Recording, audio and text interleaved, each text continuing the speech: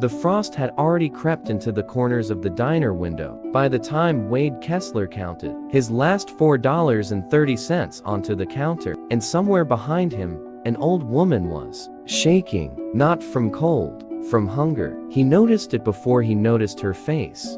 The way her hands trembled around a cup of coffee she hadn't ordered, hadn't paid for, and clearly couldn't afford. She sat 2 booths down, wrapped in a coat that had seen better decades, her white hair pinned back with a plain metal clip, and she was staring at the menu the way a person stares at something they've already decided they can't have. Wade had $31 to his name. He knew this because he'd counted it 4 times. That morning, sitting in his truck outside the unemployment office in Belhaven, Pennsylvania, waiting for it to open, watching his breath fog the windshield. 9 days since they let him go from the Corrigan steel plant.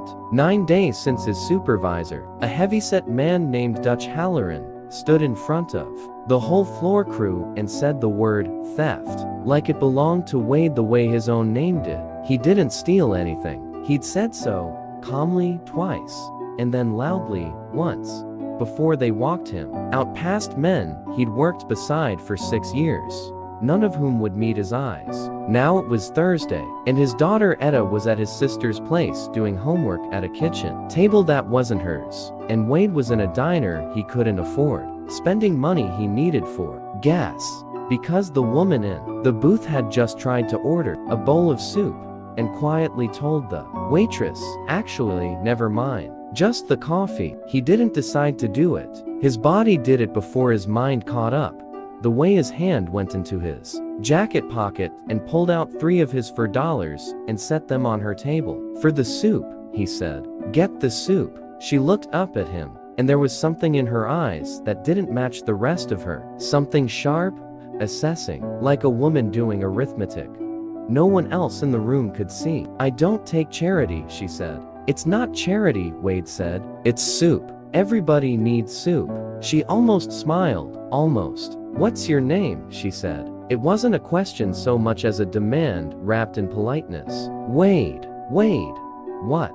"Kessler." Something moved behind her eyes when he said it. He would think about that moment for weeks afterward, turning it over like a coin, trying to understand what he'd seen, because at the time, he mistook it for gratitude. He had no idea it was recognition. Her name, she told him, was Odessa. Odessa Marsh. She said it like it cost her something to say. And Wade, who had spent 9 days being lied to, accused, and dismissed, recognized the particular fatigue in her voice. The fatigue of someone carrying something heavy and hiding how heavy it was. He didn't stay to talk.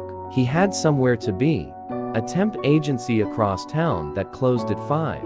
And it was already 4:15. But before he left, he did one more thing that he would later realize mattered more than the soup. He wrote his sister's address on a napkin, in case Odessa Marsh needed a warm place sometime, no questions asked. And he left it under her coffee cup. He did not know that the napkin would end up 4 days later, on a mahogany desk in a boardroom, 40 floors above downtown Pittsburgh, in the hand of a man named Garrison Loomis, who would go very, very pale when he read the name written on it. Wade didn't get the temp job, nor the one after that. Belhaven wasn't a big town, and word about the theft traveled faster than truth usually does in places where everyone's cousin works with everyone else's uncle. By the following Tuesday, 3 separate employers had looked at his application, looked at him, and found a polite way to say no. His sister Bree was patient about Etta staying longer, but patience has a shelf life when you've got 2 kids of your own and a mortgage that doesn't care about your patience at all. Wade sat in his truck outside her house that Tuesday night and put his forehead against the steering wheel and let himself feel, for exactly 90 seconds, how close to the edge of everything he was standing. Then, he wiped his face, walked in, and told his daughter a joke about a raccoon that made her laugh so hard she got hiccups, because that was the job.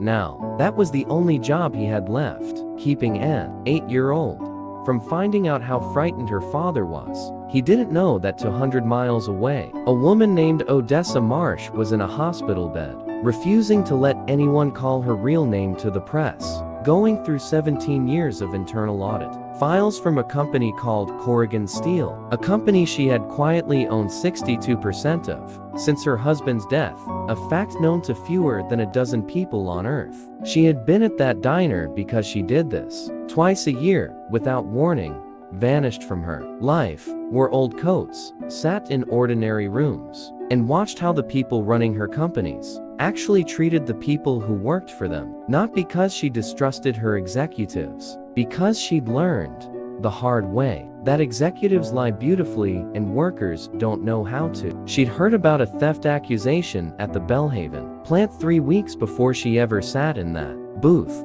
A missing shipment of specialized alloy, valued just under $200,000, blamed on a floor technician named Kessler. She'd wanted to see the town. She hadn't expected the town to feed her soup. When the nurse asked why an 81-year-old billionaire was reviewing shipping manifests from a hospital bed with a pinched nerve in her back, Odessa Marsh said, only because a man who has $31 gave me 3 of them, and I intend to find out what kind of company fires a man like that.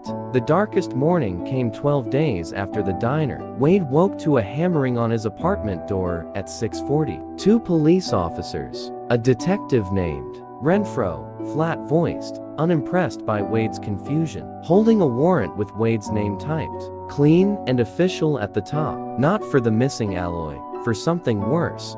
Evidence tampering. Someone had accessed the Corrigan Steel internal servers using a login that traced, according to the warrant, to a device registered to Wade Kessler 4 days after he'd been terminated and no longer had access at all. He hadn't done it. He didn't know how he could prove that to a room full of men who'd already decided the shape of him. They took his phone. They took 40 minutes of his morning and every ounce of composure he had left. Standing in his kitchen in yesterday's shirt, while his daughter watched from the hallway, silent, gripping the doorframe like it was the only solid thing left in the apartment. Bree took Etta that night, this time with a look on her face that wasn't just tired, it was frightened, and it was aimed at him. And that was the thing that finally broke something loose in Wade's chest. Not the accusation, not the police. The way his own sister looked at him, like maybe, just maybe, she wasn't sure anymore. He sat in his truck outside the police station at 11 that night, engine off, hands still smelling like the fingerprint ink they'd used, and he thought, with the clarity that frightened him, that he had never in his life felt smaller. That was the night his phone rang from a number he didn't recognize. He almost didn't answer. Mr. Kessler, said a voice he almost placed and couldn't. This is Odessa Marsh. We met over soup. He laughed. One broken cylinder. More disbelief than humor. Ma'am, I appreciate the call, but I don't think you understand what kind of week I'm having. I understand exactly what kind of week you're having, she said, because I own the company that's currently trying to destroy you, and I have spent the last 11 days reading 400 pages of shipping logs that prove you had absolutely nothing to do with any of it. Silence on the line. Wade's hand, gripping the phone, had gone white at the knuckle. Who are you? He said quietly. I'm the majority shareholder of Corrigan Steel, she said. I'm also the woman whose late husband started that company 41 years ago in a garage, 2 streets from where you're probably sitting right now. And I'm about to make some very uncomfortable people very unhappy. What Odessa had found, buried under 2 false names and 1 shell logistics company, was this. The missing alloy shipment had never been stolen. It had been quietly rerouted, sold under the table to a competitor, and the proceeds funneled into personal accounts belonging to Dutch Halloran, Wade's former supervisor, who was 3 payments behind on a boat he couldn't afford, and a gambling debt he'd been hiding from his wife for 2 years. Halloran had needed a name to put on the paperwork trail when the internal audit finally caught the discrepancy. He picked Wade because Wade had complained 6 weeks earlier about safety violations on the floor, complaints that had gone into a file, complaints that made him inconvenient, complaints that made him, in Halloran's mind, disposable. The second theft, the server access, was Halloran too, using an old login credential he still had from Wade's final week, back when IT was slow, shutting down former employees' access, a detail so small and so bureaucratic that nobody had thought to check it until an 81-year-old woman with a herniated disc and absolutely nothing left to prove to anyone made 3 phone calls she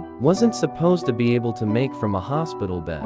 Garrison Loomis, the plant's regional director, hadn't orchestrated the frame, but he'd known enough, known the timeline didn't add up, known Halloran's financial troubles, known enough to smell it. And he'd said nothing, because saying something meant admitting his own numbers had been sloppy. For 2 years running, cowardice, Odessa would say later, is rarely dramatic.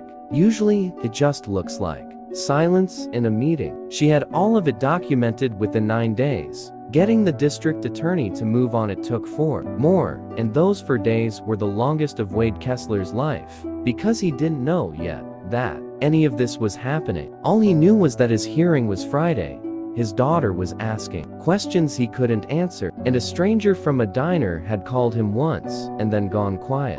The hearing didn't go the way the detective, Renfro, expected. Odessa Marsh walked into that Bellhaven courtroom in a wool coat that cost more than Wade's truck, flanked by 2 attorneys and a folder thick enough to double as a doorstop. And the first thing she did, before a single word of testimony, was ask the judge's permission to address the room. "My name is Odessa Marsh," she said, and something rippled through the gallery, because half the town recognized the name from the plant's letterhead and hadn't understood, until that exact second, that the woman who owned it was standing 8 feet from them in flat black shoes. 3 weeks ago, a man in this town gave me $3 for soup because he thought I was hungry and alone. He was right on both counts. What he didn't know is that I have spent every day since then finding out exactly how his employer repaid that kind of decency. She laid it out plainly: the shipment, the shell company, Halloran's debts, the falsified login, the timeline that Wade could never have physically managed, because he'd been sitting in his sister's kitchen the night the servers were accessed, a fact confirmed by Bree's own doorbell camera, time-stamped and unshakable. Dutch Halloran was arrested walking out of the courthouse 40 minutes later. Garrison Loomis resigned from Corrigan Steel by the end of the week, quietly, without a statement. The way cowardice usually exits a room, Wade sat through all of it, with his hands folded so tightly in his lap that his knuckles ached for 2 days afterward. He didn't cry until it was over. Then he did, in the hallway outside the courtroom, with Etta's small arms wrapped around his waist, her face pressed into his side, saying nothing, just holding on the way she'd been wanting to for 2.5 weeks. Odessa found him there. "You gave me the last money you had," she said, "for a bowl of soup you couldn't spare either. You didn't have to do any of this," Wade said. His voice was rough. "You could have just let it be." "No," she said, and for the first time since the diner, she looked her full age, tired, worn thin by something bigger than a bad back. "I buried a husband who built that company believing it should take care of people like you. Somewhere along the way, the people running it forgot that.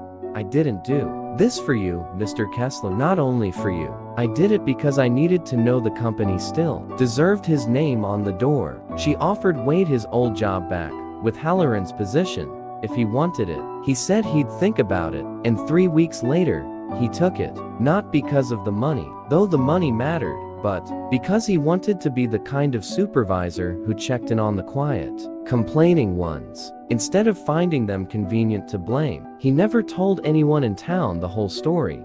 Not really. People assumed Odessa Marsh had simply taken pity on a wronged man, and Wade let them believe the simple version, because the complicated truth that dignity is sometimes the only currency a broke man has left, and that spending it can still somehow come back around, wasn't a story he knew how to explain out loud. But sometimes, on Thursday evenings, he'd take Etta to that same diner, order 2 bowls of soup, and leave $3 under the empty cup at the booth to down from theirs. Whether anyone was sitting there or not. He never explained that habit to his daughter either. He didn't need to. She was 8, but she was watching, the way children always are, learning the only lesson that mattered, not that kindness gets rewarded, because it doesn't always, but that it's worth doing anyway, quietly, without knowing who's counting. Sometimes the smallest act of kindness carries the biggest reward. If this story moved you, don't forget to like, subscribe, and share it with someone who needs a little hope today.